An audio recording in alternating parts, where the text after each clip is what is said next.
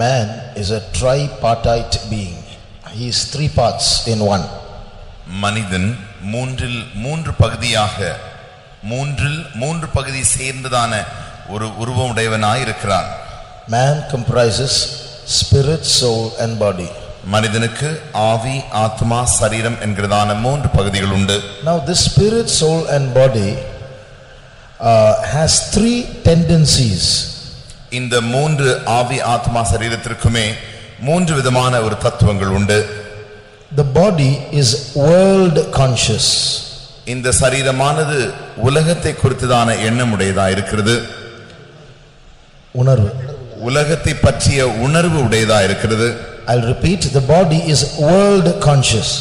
இந்த உடலானது உலகத்தை பற்றியதான அந்த நோக்கத்தோடு இருக்கிறது. The soul is self conscious. ஆனால் ஆத்மாவோ தன்னுடைய சுயத்தை குறித்ததான நோக்கத்துடையதா இருக்கிறது. And the spirit in us is God conscious.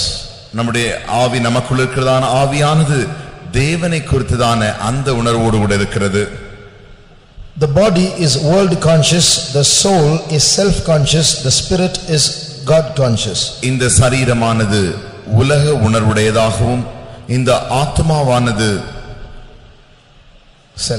சுயம் உணர்வுடையதாகவும் ஆவியானது தேவனுடைய உணர்வுடையதாகவும் இருக்கிறது. I can illustrate that with a small example. இதை நான் ஒரு சிறு உதாரணத்தோடு கூட உங்களுக்கு விவரிக்க முடியும். Can you name three people who are members of one family, who are brothers and sisters in one family in the New Testament? புதிய ஏற்பாட்டு சபையிலே மூன்று நபர்கள் உடையதான ஒரு குடும்பத்தை உங்களால் சொல்ல முடியுமா? They were brothers and sisters. அவர்கள் சகோதர சகோதரிகளாய் இருந்தார்கள். Mary, Martha and Lazarus. மரியாள், மார்த்தாள், லாசரு. Quite often when Jesus went to their house, அடிக்கடி இயேசு அவருடைய வீட்டிற்கு போயிருக்கிறார். Lazarus was hardly there. அவர் போகும்போதெல்லாம் லாசர் அங்கே இருந்ததில்லை. Mary, Martha were there most of the time. அநேக முறைகள் மரியாளும் மார்த்தாள் மாத்திரமே இயேசுக்காய் காத்து கொண்டிருந்தார்கள். So Lazarus is always outside. லாசர் எப்பொழுதும் வெளியே அவன் புறம்பாய் போனவனாய் இருந்தான். So he's an example of being world conscious. அவன்தான் நம்முடைய சரீரமானது உலக உணர்வுடையது என்பதற்கு அடையாளமாக அவன்தான் இருக்கிறான். Martha is an example of the soul. மரியாளோ ஆத்மாவிற்கு உதாரணமாய் இருக்கிறாள். மார்த்தாளோ ஆத்மாவுக்கு உதாரணமாய் இருக்கிறாள். Of the soul. She was working in the kitchen. அவள் எப்பொழுதும் சமையலறையிலே வேலை உடையவளாய் இருந்தாள். But she was self conscious. அவள் எப்பொழுதும் தன்னை குறித்த அந்த சுய உணர்வு உடையவளாகவே இருந்தாள். I will explain the characteristic of self consciousness a little later. பின்பாக எப்படி நாம் சுய உணர்வு உடையவர்களாய் இருக்கிறோம் என்பதை குறித்து நான் பின்பாக உங்களுக்கு தெளிவாய் விளக்குகிறேன். And it is there in Martha's life. அதுதான் மார்த்தாளின் ஜீவியத்தில் இது காணப்பட்டது. Mary is a type of the spirit. மரியாளோ ஆவிக்கு அடையாளமாய் இருக்கிறாள். She sat at Jesus' feet and heard his word. She is God conscious. அவள் இயேசுவின் பாதத்தில் உட்கார்ந்து அவருடைய வார்த்தைகளை கவனமாய் கேட்டாள். அவளே தேவனுக்குரியவர்களின் உணர்வுடையவளாய் இருந்தாள். Now in us all three are there. நமக்குள்ளே இந்த மூன்றுமே காணப்படுகிறது.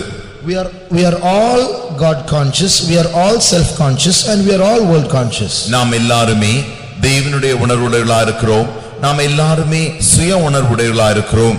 நாம் எல்லாருமே சரி இந்த உலக உணர்வு உடையவர்களாய் இருக்கிறோம். But of these three, in all of us, one will be a little dominant or prevailing over or ruling over the others. இவைகள் மூன்றுமே நமக்கு இருந்தாலும் கூட ஒன்றானது மற்றொன்றை காட்டிலும் கொஞ்சம் கூடவோ அல்லது குறையவோ காணப்படும். Either the body will rule or be a little above the rest, or the soul will rule and be a little above the rest, or the spirit will rule and be a little above the rest. நம்முடைய சரீரம் நம்மை ஆளக்கூடியதா இருக்குமானால் மற்றவர்களை காட்டிலும் அதுவே அதிகமாய் ஆளுமை நிறைந்ததாய் காணப்படும்.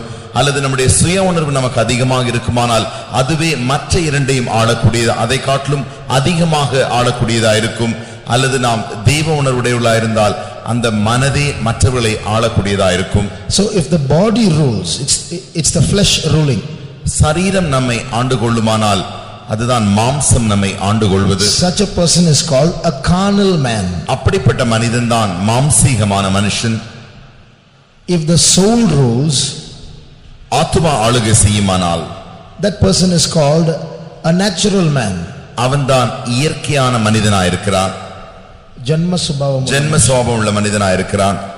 If the spirit rules, he is called a spiritual man.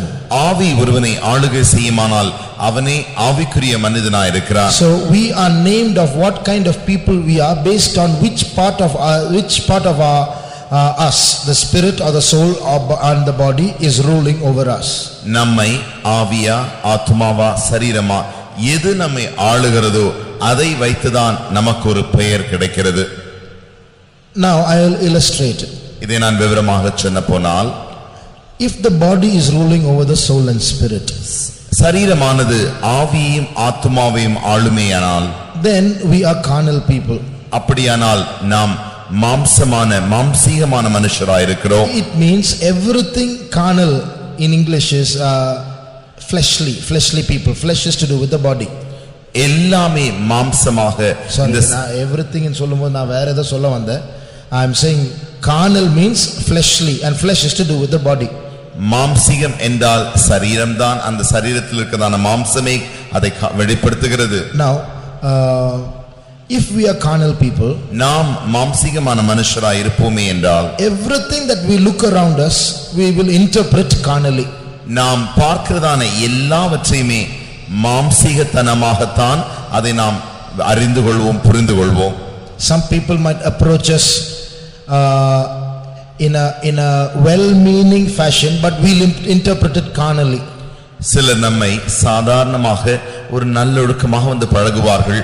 ஆனால் நாமோ மாம்சீகமான மனுஷராக இருக்கிறபடினாலே மாம்சீகமாய் அந்த காரியத்தை புரிந்து கொள்வோம். Some people might say something, we'll interpret it carnally. சிலர் ஏதாவது ஒன்றை சொல்லுவார்கள், அதையும் கூட நாம் மாம்சமான விதத்தில் தான் அதை நாம் புரிந்து கொள்ள முயற்சிப்போம். So when the body dominates, it will tell the soul, it will tell the mind, everything it will interpret in a carnal manner. ஒரு மனிதனை சரீரம் ஆளுமையானால் எல்லாவற்றையும், ஆவிக்குரிய காரியங்களும் சரி ஆத்துமாக்குரிய காரியங்களும் சரி, அது எல்லாவற்றையும் மாம்சீகமாகத்தான் அது வெளியரங்கமாக்கி தரும். In that flesh you will see a lot of vulgarity. சரீர பிரகாரமான பார்க்கும் பொழுது சில அவதூறான காரியங்களை பார்க்க முடியும். Vulgarity means obscene, ஆபாசமான காரியங்களை அது வெளிப்படுத்தக்கூடியதா இருக்கிறது. Everything that the five senses receive, we will tend to interpret carnally. நம்முடைய ஐம்புலன்களை கொண்டு எதையெல்லாம் நாம் பெற்றுக்கொள்கிறோமோ அவை எல்லாவற்றையும் மாம்சத்தனமாக மாம்சீகமாகத்தான் நாம் புரிந்து கொள்வோம். When I was studying in school, நான் பள்ளியிலே படித்துக் கொண்டிருந்த பொழுது, every lesson that I read, நான் படித்ததான ஒவ்வொரு பாடமும், everything that the teacher taught, எனக்கு படிப்பித்ததான எல்லா காரியங்களும் I would interpret carnally and share it with my friends and we would all laugh at it. அதை நான் மாம்சீகமாக வெளிப்படுத்தப்பட்டு அதை வியாக்கியானம் செய்து மற்றவர்களோடு, என்னுடைய நண்பர்களோடு, சகா மாணவர்களோடு நான் சொல்லுவேன். நாங்கள் எல்லாரும் சேர்ந்து அதை குறித்து சிரிப்பது எங்களுக்கு வழக்கமாக இருந்தது. So if you have such a habit, you are a carnal person. அப்படிப்பட்டதான சுபாவம் உங்களுக்கு இருக்குமானால் நீங்கள் மாம்சீக மனுஷனாய் இருக்கிறீர்கள். If the soul is dominating, ஆத்மா உங்களை ஆளுகை செய்யுமானால், the soul is the seat of our self and the seat of our emotions. ஆத்மாதான் நம்முடைய எல்லா எழுச்சிகளின் ஒரு இருப்பிடமாய் இருக்கிறது. And it's the seat of the self. அது நம்முடைய சுயத்தின் இருப்பிடமாகவும் இருக்கிறது. So if the soul is dominating, ஒரு மனிதனை ஆத்மாவானது ஆளுகை செய்யுமானால், that person will be very self conscious. That is, he'll always be in a situation where he wants to protect himself. அவன் அதிக சுய உணர்வு உள்ள மனிதனாக இருப்பான். ஆகையினாலே எப்பொழுதும் தன்னுடைய தன்னையும் தன்னுடைய சுயத்தையும் காத்துக்கொள்ளக்கூடிய அளவிற்கே அவன் நடந்து கொள்வான். In every situation he'll try to defend himself and blame others. ஒவ்வொரு சம்பவத்திலும் அவன் தன்னை தற்காத்து மற்றவர்களை தான் அவன் குறை சொல்லுவான். Do you have the habit of blaming God? நீங்கள் தேவனை குற்றப்படுத்துகிறதான அந்த சுபாவம் உங்களுக்கு இருக்கிறதா? When something does not happen, ஒரு காரியம் உங்களுக்கு நடக்காத பொழுது, Or when something happens that you didn't want to happen? உங்களுக்கு விரும்பக்கூடாத ஒரு காரியம் உங்களுக்கு நடக்கும் பொழுது Is there a tendency of pointing a finger at God in accusation? தேவனை நோக்கி கரத்தை நீட்டி அல்லது விரலை நீட்டி குற்றம் சாட்டுகிற அப்படிப்பட்ட சுபாவம் உங்களுக்கு இருக்கிறதா? It's an attempt to defend yourself that you are in the right. அது நான் சரியாக இருக்கிறேன் என்பதை தற்காத்துக் கொள்ளும்படியான செய்யக்கூடியதான செயலா இருக்கிறது. See Martha. மார்த்தாளை நோக்கி பாருங்கள். You know what she told Jesus? அவள் இயேசுவை பார்த்து என்ன சொன்னாள் தெரியுமா? Jesus, don't you not care that I am cooking alone in the kitchen and doing work, preparing to be hospitable to you, while my sister is sitting there and listening to you, leaving me to do the work alone? அவள் இயேசுவை பார்த்து சொன்னாள், இயேசுவே, நான் சமையலறையிலே இவ்வளவாய் உமக்காக மற்றவர்களுக்காக நான் ஆயத்தம் செய்து கொண்டிருக்கிறேன், இவ்வளவு கஷ்டப்பட்டு அலுவலாய் செய்து கொண்டிருக்கிறேனே, இதை குறித்து நீர் மரியாளிடத்தில் ஒன்றும் கவலை கொள்ளவில்லையா என்று கேட்டாள். Can you read that verse please? அதை வாசிக்க முடியுமா? You will read it towards the end of Luke chapter 10. லூக்கா எழுதின சுவிசேஷம் 10ஆம் அதிகாரம் கடைசி பகுதியிலே நாம் அதை பார்க்கிறோம். 40ஆம் வசனம். மாத்தாளோ பற்பல வேலைகளை செய்வதில் மிகவும் வருத்தமடைந்து அவரிடத்தில் வந்து, ஆண்டவரே, நான் தனியே வேலை செய்யும்படி என் சகோதரி என்னை விட்டு வந்திருக்கிறதை குறித்து உமக்கு கவலை இல்லையா? All right, that's enough.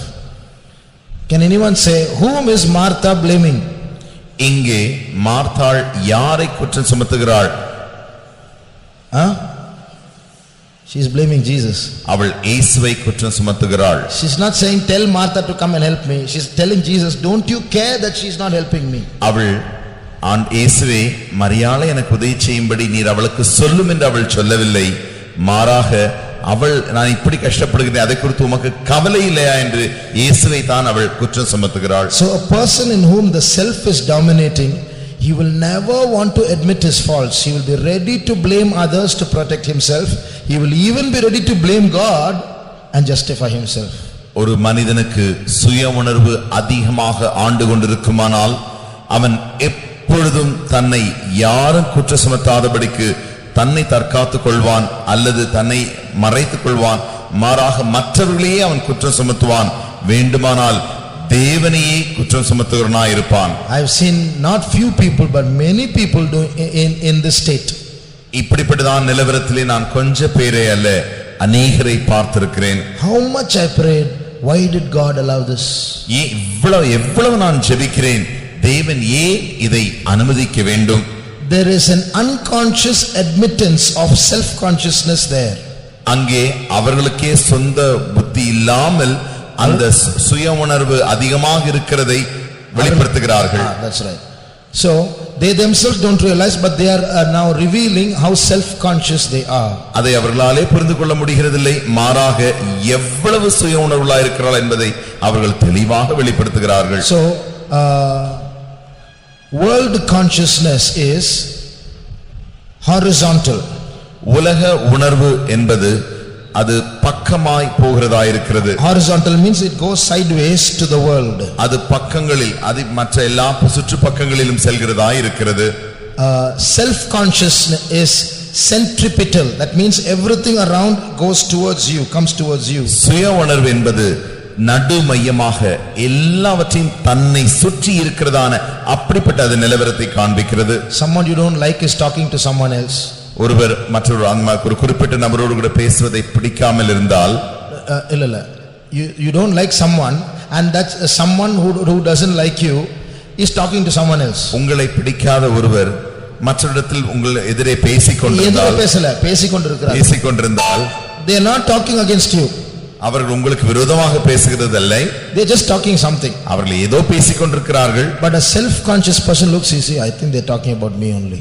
ஆனால் சுய உணர்வு நிறைந்ததான மனிதன் அதை பார்த்த மாத்திரத்தில் சொல்வான், அவன் என்னை குறித்து தான் பேசிக் கொண்டிருக்கிறான். By accident while talking he'll somehow cast a glance at you. That also is accident. See, I thought, see, now surely he's talking about me. Confirmed. அப்படி அவர்கள் இரண்டு பேரும் பேசிக் கொண்டிருக்கும்போது திடீரென தற்காலிகமாக உங்களை அப்படி ஒரு பார்வை பார்த்து விட்டால் போதும், சரியாகத்தான் இருக்கிறது, நான் நினைத்தது சரிதான், என்னை குறித்து தான் என்னை பார்த்து பேசிக் கொண்டிருக்கிறார்கள் என்று சொல்லுவோம். So that is called self consciousness. அதுதான் சுய உணர்வு நிறைந்ததான அனுபவம். If the spirit prevails, ஆனால் ஒரு மனிதனை ஆத்துமா ஆண்டுகளும் ஆவி ஆண்டுகளுமானால் that is called God consciousness. அதுதான் தேவனுடைய உணர்வு நிறைந்ததா இருக்கிறது. That is vertical. அது எப்பொழுதும் நேராய் மேலாய் போகிறதா இருக்கிறது. Now what is God consciousness? தேவனுடைய உணர்வு என்றால் என்ன? Providing a divine interpretation for everything.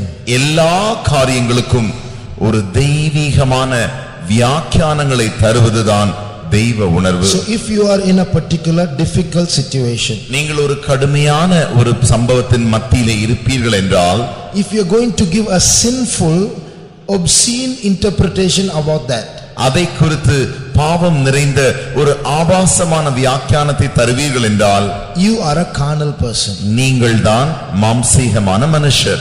If you try to defend yourself by blaming others and God, நீங்கள் உங்களை தற்காத்து மற்றவர்களை குற்றம் சுமத்தி தேவனையும் குற்றம் சுமத்தி உங்களை எப்படியாலும் நல்லவர்கள் போல தற்காத்துக் கொள்வீர்கள் என்றால், you are a natural person, self conscious. நீங்கள் தான் ஜென்ம சுபாவம் உள்ள மனுஷர், சுய உணர்வு நிறைந்த மனுஷர். If you are going to give a divine interpretation for it, ஆனால் அதே காரியத்திற்கு நீங்கள் தெய்வீக வியாக்கியானம் தருவீர்கள் என்றால், you are a God conscious person. நீங்கள் தான் தெய்வ உணர்வு நிறைந்ததான மனுஷர். A God conscious person will always bring God into the picture. தெய்வ உணர்வு நிறைந்ததான மனுஷன் எல்லா காரியத்திற்கும் எப்பொழுதும் அவன் தேவனையே அங்கு மையமாக கொண்டு வருவான். A self conscious person also brings God into the picture. சுய உணர்வு நிறைந்த மனுஷனும் கூட தேவனை தன்னுடைய அந்த பேச்சுக்குள் கொண்டு வருவான். But he pulls God into the issue like a criminal. அவன் எப்பொழுதும் தேவனை ஒரு குற்றவாளியாகத்தான் அவன் எடுத்துக்கொண்டு தன் முன்பு நிறுத்துவான். And he defends himself. தன்னை அவன் தற்காத்துக் கொள்ளும்படியாக. But a God conscious person will bring God down as God himself. ஆனால் தெய்வ உணர்வு நிறைந்ததான மனுஷன் எப்பொழுதும் தேவனை தேவனாகவே தன்னுடைய மையமாக கொண்டு வந்து நிறுத்துவான். He will always interpret things spiritually. அவன் எப்பொழுதும் எல்லா காரியங்களையும் ஆவிக்குரிய விதமாகவே வியாக்கியானம் செய்வான். God is allowing it for a purpose. தேவன் ஒரு நோக்கத்தோடு கூட தான் இந்த காரியத்தை எனக்கு அனுமதித்திருக்கிறார். There must be some good in this. இந்த காரியத்திலும் ஒரு நன்மை இருக்கும். I am praying about it. God is talking to me. இதை குறித்து நான் ஜெபித்துக் கொண்டிருக்கிறேன். தேவன் என்னோடு கூட பேசிக் கொண்டிருக்கிறார். Even in this difficult situation, God showed me my faults. இந்த கஷ்டமான இப்படிப்பட்ட சூழ்நிலையிலும் கூட தேவன் என்னுடைய குற்றத்தை எனக்கு வெளிப்படுத்திக் கொண்டிருக்கிறார். So that is called a God conscious person. அதுதான் தெய்வ உணர்வு நிறைந்ததான மனுஷன். He is a person who realizes that God is very real in his life, around his life. அவன் தன்னுடைய ஜீவியத்திலும் தன்னுடைய ஜீவனை சுற்றிலும் எப்பொழுதும் தேவன் இருக்கிறார் என்கிறதான அந்த உணர்வோடு கூட அவன் இருப்பான். You don't have to blame anyone for that. அதற்காக நீ ஒரு மனிதனையும் அவன் குற்றம் சுமத்த மாட்டான். No matter who turns up against you, யார் உங்களுக்கு விரோதமாக எழும்பினாலும் பரவாயில்லை. even if a person comes up against you with carnal intentions, ஒரு மாம்சீகமான எண்ணத்தோடு கூட ஒரு மனிதன் உங்களுக்கு விரோதமாக வந்தாலும் கூட we can react divinely. அவர்களுக்கும் கூட நாம் தெய்வீகமாக பிரதிபலிக்க முடியும். Even if someone is to be blamed in a particular situation, ஒரு சம்பவத்திலே மற்றவர்கள் தான் குற்றம் சுமத்தப்பட வேண்டிய சூழ்நிலையில் காணப்பட்டாலும் we can bring God into that situation. Say God has permitted it for a certain good. அந்த இடத்திலும் கூட தேவனை கொண்டு வந்து தேவன் ஒரு நன்மைக்காகத்தான் இப்படி எனக்கு அனுமதித்திருக்கிறார் என்று சொல்லுகிறவராய் இருப்போம். Are we God conscious or self conscious or world conscious? நாம் தெய்வீக உணர்வுள்ளவர்களாய் இருக்கிறோமா, சுய உணர்வுடையவர்களாய் இருக்கிறோமா, அல்லது சரீர உணர்வுடையவர்களாய் இருக்கிறோமா? Are you a person who likes to stay at home or are you a person who likes to go out all the time? நீங்கள் எப்பொழுதும் வீட்டில் இருக்க விரும்புகிறதான மனுஷரா அல்லது எப்பொழுதும் வெளியே சுற்ற விரும்புகிறதான மனிதரா? If you are a person who likes to go out all the time, you are a world conscious person, you are a carnal person. நீங்கள் எப்பொழுதும் வெளியிலே சுற்றி கொண்டிருக்க வேண்டும் என்று விரும்பிக் கொண்டிருந்தால் நீங்கள் தான் சரீர உணர்வுள்ள மனிதர்கள், உலக உணர்வுள்ள மனிதர்கள். Are you a person who is very emotional? நீங்கள் எப்பொழுதும் ஒரு எழுச்சி வருகிற மனிதராக இருக்கிறீர்களா? When someone hurts you, you either cry a lot or get angry a lot. யாராவது ஒருவர் உங்களை துக்கப்படுத்தி விட்டால் உடனடியாக நீங்கள் ரொம்ப அதிகமாக அழுவீர்கள் அல்லது அதிகமாக கோபப்படுவீர்கள். I have seen people crying a lot for small things and people not crying even for big things. எனக்கு தெரியும் சிலர் சிறிய காரியத்திற்கு கூட அதிகமாக அழுவார்கள், சிலர் பெரிய காரியங்களுக்கு கூட அழவே மாட்டார்கள். I have seen people wanting to die for small things and people living in spite of big things. சின்ன காரியத்திற்கு கூட எப்படியாகிலும் செத்து போய் விடலாம் என்று நினைக்கிறதான ஆட்கள் உண்டு. பெரிய காரியங்களுக்கு கூட சாக மனதில்லாமல் இருக்கதான் ஆட்கள் உண்டு. So I try to explain. அதை நான் விவரிக்க வேண்டுமானால் I try to explain to them. அவர்களுக்கு நான் விவரிக்க எவ்வளவு முறை விவரிக்கும் செய்தேன். I tell them, see, actually your problem is only a small problem. உங்களுடைய பிரச்சனையை நீங்கள் சரியாக பார்த்தால் அது மிகவும் சிறிய பிரச்சனை தான். You must enlarge your heart and look at it with a broad view. நீங்களுடைய இருதயத்தை விரிவாக்கி ஒரு திறந்த மனதோடு கூட அதை நீங்கள் பார்க்க வேண்டும். And I will quote some examples of people who were in a bigger predicament, who were in a tighter situation and who have dealt with their situations very well, who have survived, who have lived and succeeded. அவர்களுக்கு யாரெல்லாம் இதை காட்டிலும் மிகவும் மோசமான சூழ்நிலையிலும் மிகவும் பெரிதான காரியங்களில் கஷ்டப்பட்டு அதிலிருந்து எவ்வளவாய் அவர்கள் லகுவாய் வெளியே வந்தார்கள் என்பதை குறித்தெல்லாம் அந்த காரியங்களை விவரித்து சொன்னேன். What will be the result? அப்படி சொல்லும் பொழுது அதனுடைய பலன் என்ன? Brother, it's nice to say all this. If you go through the situation only, you will know. Brother, நீங்கள் சொல்வதற்கு எல்லாம் நன்றாகத்தான் இருக்கிறது.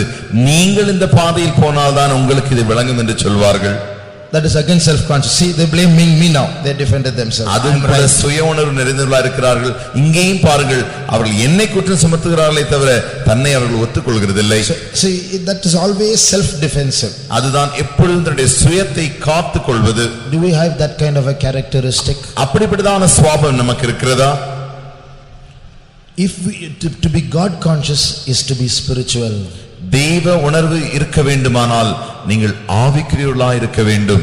I am practicing that these days. அதைத்தான் இந்த நாட்களில் நான் பயிற்சித்துக் கொண்டிருக்கிறேன். It's very beautiful. அது மிகவும் அழகானது. Sometimes things happen against my wishes. என்னுடைய விருப்பத்திற்கு விரோதமாக சில நேரங்களில் சில காரியங்கள் நடக்கும். Sometimes things happen against my expectations. என்னுடைய எதிர்பார்ப்புக்கு அது விரோதமாக சில காரியங்கள் நடக்கும். And my heart will inflate in anger. என்னுடைய இருதயமானது கோபத்தினால் அப்படியே பொங்கி ஆரம்பிக்கும். For example, உதாரணமாக I give someone some work to do. ஒருவரை கூப்பிட்டு சில வேலையை செய்யும்படி நான் சொல்வேன். And the person doesn't do the work. அந்த நபரோ அந்த வேலையை செய்ய மாட்டார். Then I ask him, what happened to that thing? அப்பொழுது நான் அவரை பார்த்து நான் சொன்ன காரியம் என்ன ஆயிற்று என்று கேட்பேன். ஐயோ, I forgot. ஐயோ, நான் மறந்து போய்விட்டேன் என்று சொல்வார். Okay, never mind. பரவாயில்லை. After that I give him another work to do. மறுபடியும் இன்னொரு வேலை அவருக்கு செய்யும்படி சொல்வேன்.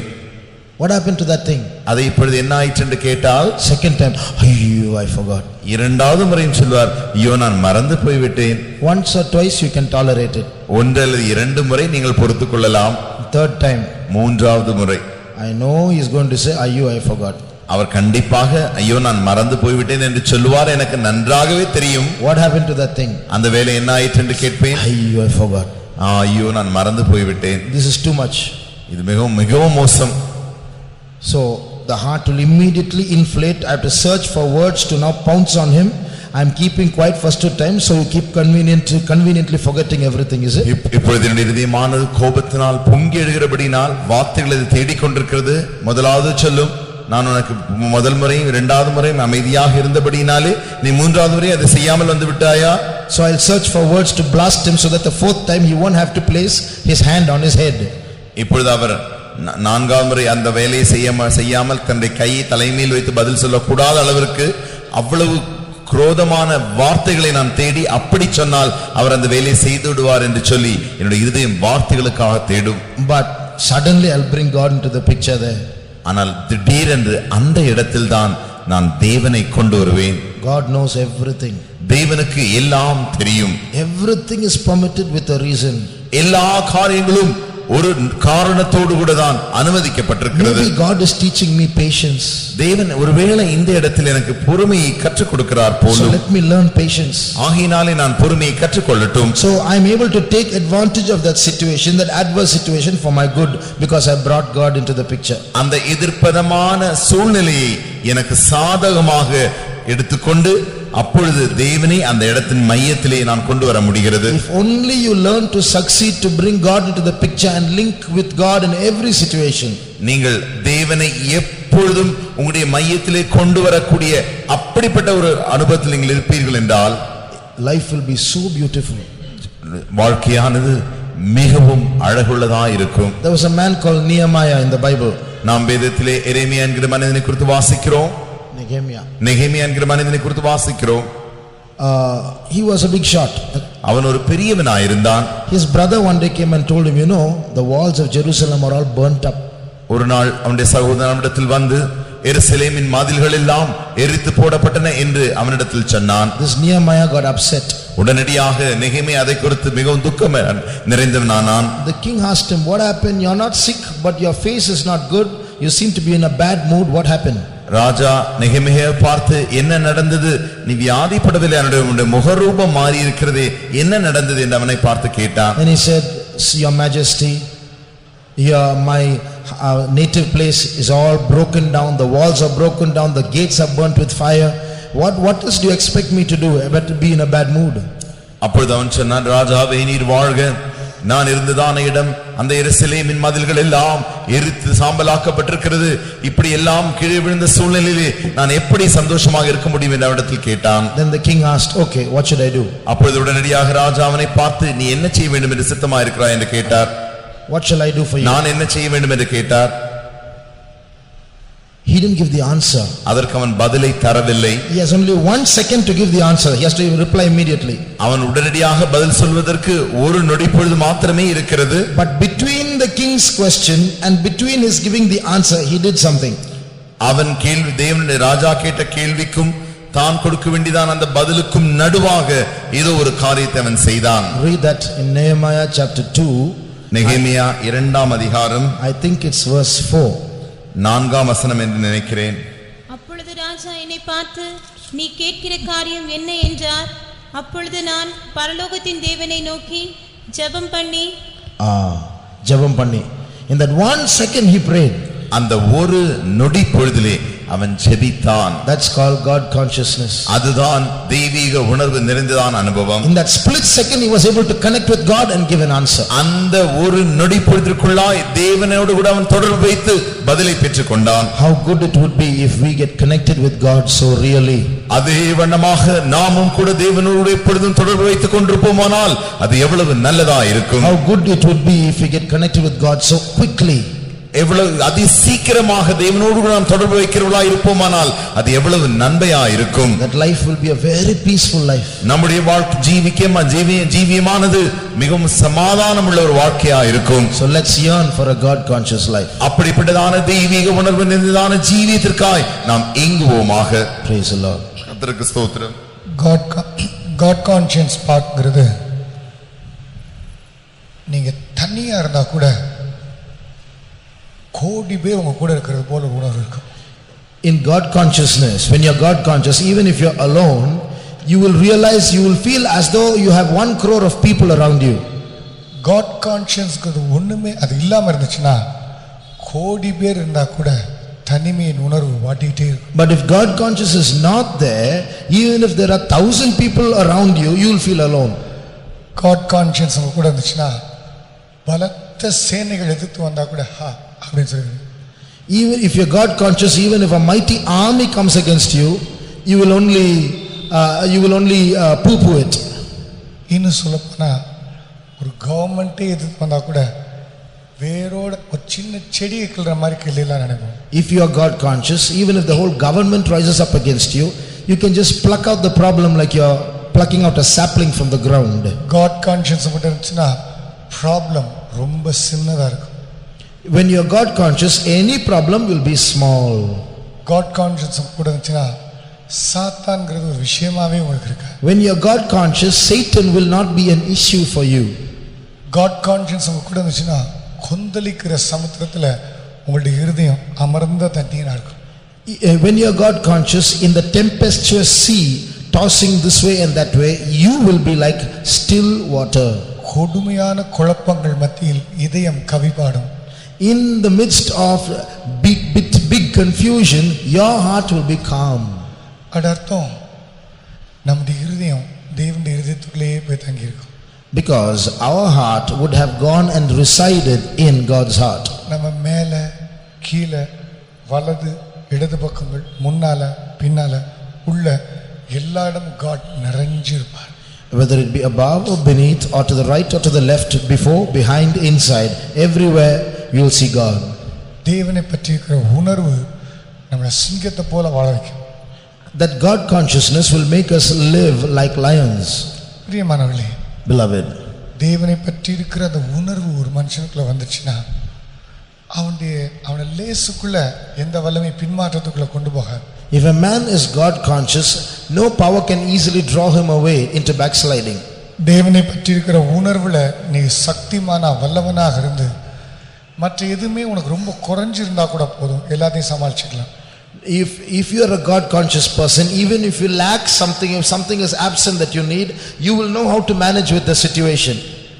தேவனை பற்றி இருக்கிற உணர்வு ஒரு மனுஷனுக்கு இருந்தா அவனுடைய ஆவி செம்மையானதா இருக்கும். If a man is God conscious, his spirit will be upright. ஆவி முறிஞ்ச மனுஷனை வச்சு என்ன செய்ய முடியும்? ஆவி முறிஞ்சு போன மனுஷனை வச்சு என்ன செய்ய முடியும்? If a man's spirit is broken, what can you do with him? அவனை கொல ஒரு வெஜிடபிள் மாதிரி தான். He'll be just like a vegetable. ஆனா ஆவியில ஸ்ட்ராங்கா இருந்தா, But if the spirit is strong, ஒரு பலத்த சேனைக்குள் பாய்ந்து போலாம். you can run through a mighty army.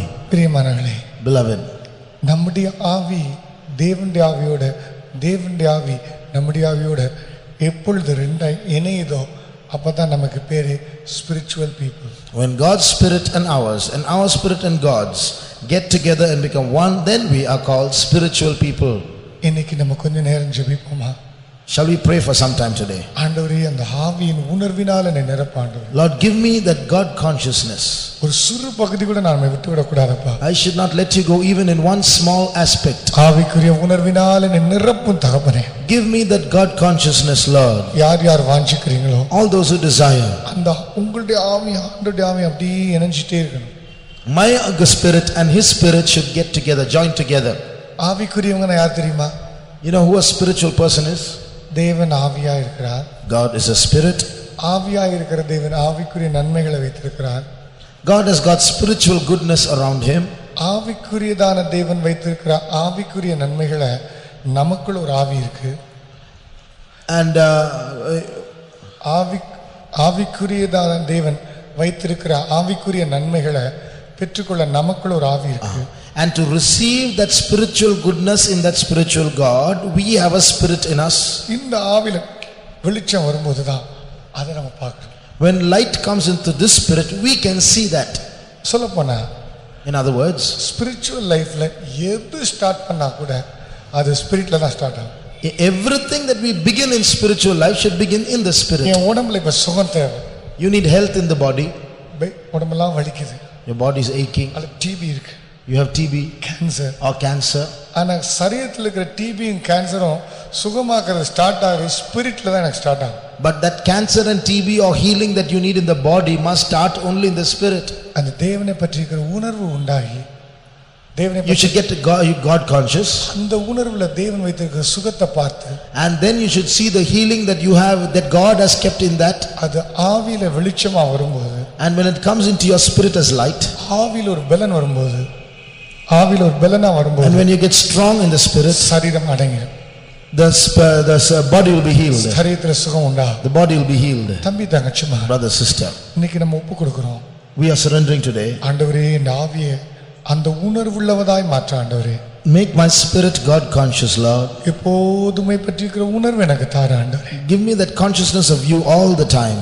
நீர் இந்த இடத்துல என்ன செய்ய வச்சிருக்கிறீங்கறத நான் உணர்ன ஆண்டவரே. I must realize what you have appointed me to do in this particular situation. அப்படி உணராட்டா நம்ம லைஃப் ரொம்ப வேஸ்ட் பண்ணிட்டே இருப்போம். otherwise we'll be wasting our life. Saul வரான். Saul is coming. கழுதை தேடி வரான். கழுதை தேடி. He is searching for asses. அவன் கண்ணெல்லாம் கழுதையில.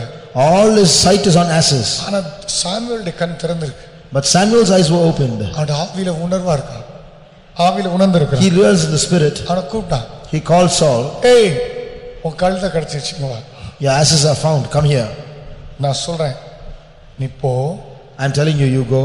ராகேலின் கல்லறைக்கு போவ. go to Rachel's sepulcher. அடுத்து தாபோரின் சமவெளிக்கு போவ. after that you will go to the valley of Tabor. அதுக்கப்புறம் தேவனுடைய பர்வதத்துக்கு போவ. then you'll go to the mountain of God. அதுக்கப்புறம் தீர்க்கதரிசி கூட்டம் வருவாங்க. then a group of prophets will come. தெளிவா ஆவியில பார்க்கறான். the spirit is able to see clearly. இப்படி ஒரு உணர்வு நமக்கு வரணும். Such a God conscious person he is. இப்போ இதுதான் நடக்க போற ஒரு ஸ்மெல் இருக்கணும். You should know, have a smell whatever is going to happen. அப்படி நம்ம எல்லாரும் உணர்வுள்ளவங்களா இருந்தா எவ்வளவு நல்லா இருக்கும், right? How good it would be if we all could discern like this.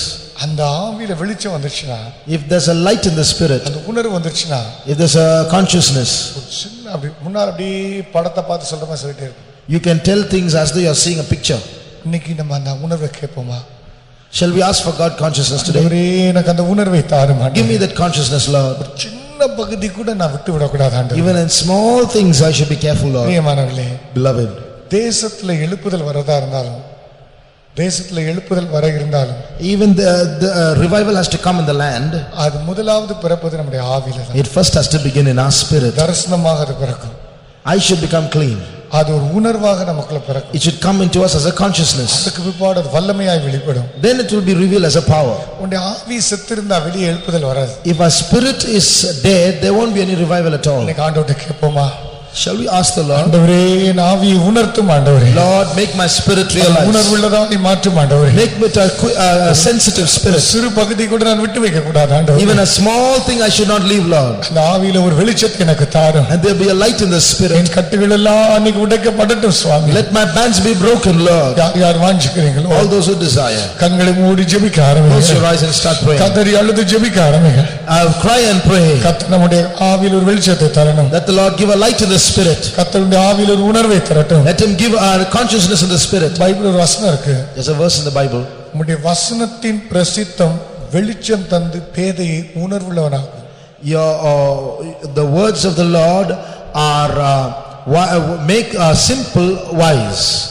உம்முடைய வசனத்தின் அந்த வெளிச்சம், அந்த பிரசித்தம் எனக்குள்ள வந்து வெளிச்சம் தரும். The words of your the entrance of the word, the entrance of your word gives light. It makes the simple wise. அப்படி நம்மள மாத்தும். We see that. இன்னைக்கு நம்ம கண்களை மூடி ஜெபிப்போமா? Shall we close our eyes and pray? ஆண்டவரே, எனக்குள்ள அந்த உணர்வை தாரும் ஆண்டவரே. Lord, give me that God consciousness. நீ எங்க இருந்தாலும், wherever I am, கர்த்தருடைய ஆவியானவர் அந்த வசனம் உன் ஆவியை உணர்த்திட்டே இருக்கணும். that word of God should keep on convicting us. உன்னுடைய ஆவி எல்லாத்துக்கும் மேலாக கர்த்தரோடு இணைந்து இருக்க வேண்டும். The spirit should be connected with God above everything. தேவ ஜனமே, people of God, நீ ஆவியில உணர்வுள்ள ஒரு மனுஷனாக உன்னுடைய கம்பெனியில, உன்னுடைய ஸ்கூல்ல, காலேஜில் இருந்தா நீ நிச்சயமாக ஒரு சக்திமானாக தான் இருப்பாய். if you are connected with God, then in your school, in your college, in your company, you will be a powerful person. நீ கண்களை மூடி ஜெபிக்க ஆரம்பிப்போம். Shall we close our eyes and start praying? ஆண்டவரே, எங்க இருந்தாலும் என்னை உணர்த்தி கொண்டிருக்கிற ஒரு வசனத்தை தாரும் ஆண்டவரே. Lord, help me to realize wherever I am going to be conscious. எங்க இருந்தாலும் உம்முடைய ஆவி என்னை உணர்த்தி கொண்டே இருக்க வேண்டும். Let my spirit always be convicting me wherever I go, Lord. இந்த ஆவியில சரியான வெளிச்சம் எனக்கு வேண்டும் தகப்பனே. I need a proper light in my spirit, Lord. என்னை மாற்றும் தகப்பனே. Lord, change me. என்னை சரிப்படுத்தும் தகப்பனே. Set me right, Lord. யார் யார் வாஞ்சிக்கிறீர்களோ, all those who desire this, இன்னைக்கு ஆவியில அந்த வல்லமை கர்த்தர் தர போகிறார். Lord will give power in your spirit. அந்த ஆவியில அந்த வல்லமை கர்த்தர் ஊத போகிறார். He is going to pour out his power in your spirit. அதை பெற்றுக்கொள்ளுங்க. Receive. அந்த மனதில் வெளிச்சம் உண்டாகட்டும். Let there be light. இருதயத்தில் வெளிச்சம் உண்டாகட்டும். Let there be light in the heart. உன்னுடைய உள்ளத்துக்குள் வெளிச்சம் உண்டாகட்டும். Light in the inwards. இருதயத்துக்குள் இருக்கிற அந்தகாரம் விரட்டி அடிக்கப்படட்டும். Let the darkness in the heart flee. உணர்வின் தேவன் உன்னை உணர்த்துவாராக. Let the Lord convict you. ஆண்டவரே, என்னை மாற்றும் ஆண்டவரே. Lord, change me, Lord. ஜெபிக்க ஆரம்பிப்போம். Praying. ரத்தபக்கத்திட பல்லக்கத்திட பல்லக்கத்திட பல்லக்கத்திட ரத்தபக்கத்திட பல்லக்கத்திட. ஆண்டவரே, இந்த நேரத்தில் ஒவ்வொருத்தருடைய ஆவியை உணர்த்தும். ஒவ்வொருத்தருடைய ஆவிகளும் உணர்வின் வல்லமையை தாரும். அந்தகாரத்தின் ஆவிகள் கட்டப்படட்டும், கட்டப்படட்டும். இந்த நேரத்தில் ஒவ்வொருத்தருடைய இருதயத்துக்குள் இருக்கிற இருள், அந்தகாரம் புதிய வல்லமை இறங்கி வரட்டும், இறங்கி வரட்டும். அப்பா, ஒவ்வொருத்தரையும் உணர்த்தும், ஒவ்வொருத்தரையும் உணர்த்தும். சரிப்படுத்தும், சரிப்படுத்தும். இயேசுவின் இரத்தம், இயேசுவின் இரத்தம், இயேசுவின் இரத்தம், இயேசுவின் இரத்தம், இயேசுவின் இரத்தம், இயேசுவின் இரத்தம். ஹல்லேலூயா. வல்லமை இறங்கட்டும், வல்லமை இறங்கட்டும், வல்லமை இறங்கட்டும். அந்தகாரத்தின் ஆவிகள் மாறட்டும். ஹல்லேலூயா. விடுதலை தாரும், விடுதலை தாரும். அந்த வாரத்தின் வல்லமைகள் தகர்க்கப்பட்டது. பாவத்தின் வல்லமைகளை உடைக்க வேண்டும். உலகத்தின் ஆவிகளை உடைக்கத்தக்கதால் ஆவியில ஒரு உணர்வு, ஆவியில உற்சாகம், ஆவியில விடுதலை, ஆவியில விடுதலை. கத்திடாமல்ல கத்திடா. கத்த தருகிறார், கத்த தருகிறார். ஹல்லேலூயா, ஹல்லேலூயா, ஹல்லேலூயா, ஹல்லேலூயா, ஹல்லேலூயா. Jesus, mercy. இன்னைக்கு ஒரு அற்புதத்தை எதிர்பாருங்க. Expect a miracle today. இன்னிலிருந்து ஆவியில ஒரு உணர்வு வரப்போகுது. Today let there be a conviction in the soul, spirit. நான் அடையார்ல இருக்கும்போது When I was in Adyar, எனக்கு இப்படி ஒரு நிறைய சம்பவங்கள் நடந்துச்சு. ஒரு சம்பவம் சொல்றேன். I'll tell you one incident of many that happened. ஒருத்தங்க வர போறாங்க. A man was supposed to come. ஆண்டவர்கிட்ட பேசிட்டே இருக்கிறார். பேசிட்டே இருக்கிறார். The Lord was speaking to me. சுகத்தை பற்றி வசனம் அப்படி தட்டிக்கிட்டே இருக்கு. The Lord, layer upon layer of healing verses were coming. ஞான் என்னை சௌக்கியமாக்குன Jehovah த்ரே. I am the Lord that healeth thee. மலையாளத்துல சத்தம். In Malayalam that verse was coming. எனக்கு என்னன்னே தெரியல. I did not know why. ஒருத்தர் வந்தார். One man came. ஒரு வீட்டுக்கு கூட்டி போனார். He took me to his house. அவர் மயக்கம் போட்டு கிடந்தார். He was unconscious. நான் ஒண்ணும் சொல்ல. ஞான் என்னை சௌக்கியமாக்குன Jehovah த்ரே. I just said, I am the Lord that healeth thee in Malayalam. எழுமிட்டார். He stood up. அவர் எனக்கு சர்வ் பண்ணார். And God gave healing. அந்த ஆவியில உணர்வு வந்துட்டே இருந்துச்சு. And there was a conviction in the spirit. ஒரு இடத்துக்கு போகும்போது அந்த உணர்வு தெரியும் நமக்கு. When you go to a place, you will realize it. இன்னைக்கு பிரசங்க மேடையில ஏறதுக்கு முன்னால இன்னைக்கு சபைக்குள்ள என்ன நடக்குன்னு தெரியும். Before getting up to preach, you will know what's happening in the church. அந்த ஆவியில உணர்வு வந்துட்டே இருக்கு. There will be a realization in the spirit. சேனை பாயிற மாதிரி இதயத்துக்குள்ள இருந்து வல்லமை பாஞ்சிட்டே இருக்கு. Your heart will be pouncing on the adversary like a huge army. தேவ ஜனமே, People of God, இப்பத பெற்றுக்கொள். now receive. இப்பத பெற்றுக்கொள். Receive now. இதுக்கு ரொம்ப நேரம் தேவைப்படாது. It won't take long. கர்த்தர் ஒரு தொடு தொட்டால் போதும். The Lord just has a touch. கர்த்தர் உன்னை பார்த்து பேசினால் The போதும். Lord just has to speak. ஆவியில உயிர் வந்துரும். There will be life in the spirit. அந்த ஆவியில உயிர் வந்துருச்சுனா If there's life in the spirit, எந்த வல்லமை நீ அடக்குவ.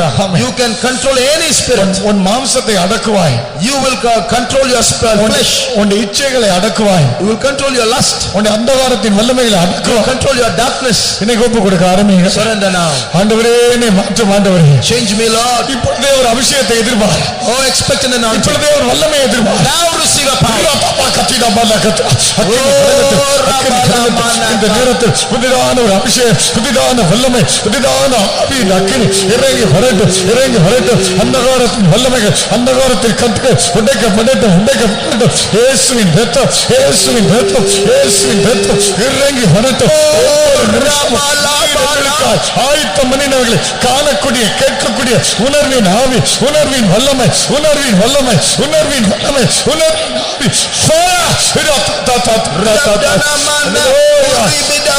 தாரும் அந்த அபிஷேகத்தை தாரும், அந்த அபிஷேகத்தை தாரும். உணர்வின் காற்று வீசட்டும், உணர்வின் வல்லமை வீசட்டும், உணர்வின் ஆவி இறங்கட்டும், உணர்வின் வல்லமை இறங்கட்டும். ஹல்லேலூயா, ஹல்லேலூயா, ஹல்லேலூயா, ஹல்லேலூயா, ஹல்லேலூயா. Jesus, praise Jesus, praise Jesus. பிள்ளைகள் தகப்பனே, எங்கள் ஆவியில் நாங்கள் உயிரடைந்து இருக்கும்படி எங்கள் கொடுத்ததான இந்த அபிஷேகத்துக்காக ஸ்தோத்திரம். ஒவ்வொரு தம்பி தங்கை மாரையும் இன்றைக்கு நீ ஆவியில் எழுப்புதல் அடைய செய்து உயிரடைய செய்திருக்கிறீர். இவளோட கர்த்தருடைய சத்தமாய், ஜுவாலைகளாய், வல்லமையின் பாத்திரமாய் புறப்பட்டு போய் தேசத்தில் இருக்கிற இடங்களில் உயிரிடைய செய்யத்தக்கதான சத்துவத்தின் பாத்திரமாய் இருக்கிறது செய்யும். ஒவ்வொருத்தரை சுற்றிலும் அக்கினி வேலி அடைத்துக் கொள்ள, உலகத்தை தகர்க்க, மாம்ச இச்சையை தகர்க்க, பிசாசின் கட்டுகளை தகர்க்க சேஷமான அபிஷேகம் கொடுக்கட்டும். பெரிய எழுப்புதல் மலரட்டும். மீதியான நேரம் குடையும். ஆண்டவராக இயேசு கிறிஸ்துவின் நாமத்தை வேண்டிக் கொள்கிறோம் பிதாவே, ஆமென். நம்முடைய கர்த்தராகிய இயேசு கிறிஸ்துவினுடைய கிருபையும், பிதாவாகிய தேவனுடைய அன்பும், பரிசுத்த ஆவியானுடைய ஐக்கியமும் காவலும் நம்ம அனைவரோடு கூட என்றென்றைக்கும் எப்பொழுதும் இருப்பதாக. ஆமென்.